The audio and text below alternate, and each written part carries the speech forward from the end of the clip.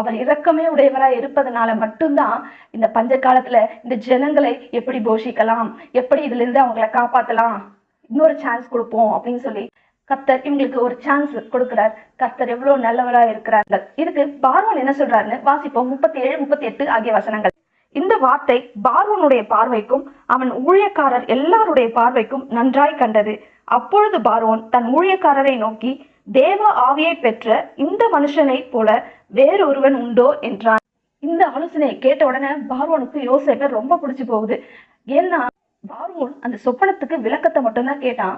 யோசேப்பு அந்த விளக்கத்தை மட்டும் சொல்லாம அதை எப்படி சமாளிக்கலாம் அப்படின்னு ஒரு யோசனையை கொடுக்கறதுனால பார்வோனுக்கு ரொம்ப சந்தோஷமா போச்சு. அது மட்டும் இல்ல, அங்க கூடியிருந்த மக்கள் எல்லாம் ரொம்ப சந்தோஷமாயிட்டாங்க. ஆஹா, இது சரியான யோசனையா தான் இருக்கும் அப்படின்னு எல்லாருக்குமே ஒரு மனதாய் யோசேப்பை அந்த இடத்துல அங்கீகரிக்கிறாங்க. நிறைய இடத்துல என்ன பண்ணுவாங்க, 10 பேர் ஆதரவு கொடுத்தா யாராவது 2